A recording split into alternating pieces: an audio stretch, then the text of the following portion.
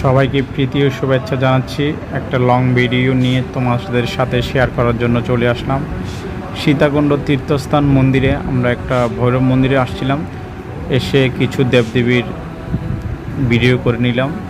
এখানে মন্দিরটা আসলে অনেক অসাধারণ ছিল। আমরা এখানে এসে সবসময় তীর্থস্থানের উদ্দেশ্যে আমরা এখানে পূজা এবং অর্চনা করে থাকি। তো তার ব্যতিক্রম নয়, আমরা এসেছিলাম বাবা শ্রাদ্ধে করার জন্য। শ্রাদ্ধের উপলক্ষে এখানে মন্দিরে এসে ঘুরে যাওয়া। এখানে যারা ভক্তরা আসেন, এখানে তাদের মনের বাসনা পূরণ করার জন্য প্রত্যেকটা মন্দিরে পূজা অর্চনা করে থাকেন। এবং আমরা এখানে দেখতে পাচ্ছি যারা পুজো দিবে তাদের কিছু প্রসাদের আয়োজন হচ্ছে দেবদেবীর জন্য। এখানে মাসি তার পূজার আয়োজনের প্রসাদগুলো কেটে নিচ্ছে।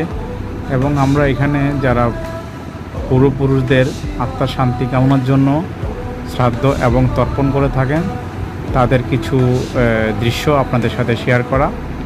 এখানে মনের বাসনা পূরণ করার জন্য সবাই যার যার পূজা অর্চনা করে থাকেন।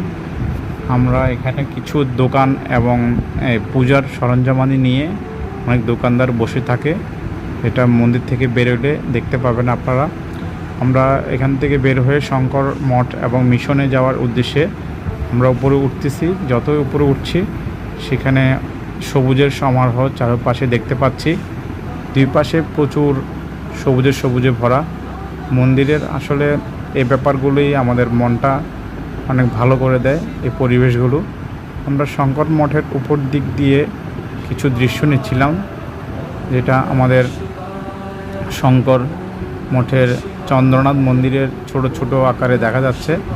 পাহাড়ের সবচেয়ে বড় উঁচু জায়গায় এই চন্দ্রনাথ ধামের অবস্থান। আমরা চেষ্টা করেছি কিছু দৃশ্য আনার জন্য। এখানে দেখতে পাচ্ছেন শঙ্কর মঠের মিশন, যারা ব্রহ্মচারীরা আছেন সেখানে তারা অবস্থান করেন এবং রাত্রি যাপন করেন। সবাইকে অসংখ্য ধন্যবাদ। ভিডিওটা ভালো লাগলে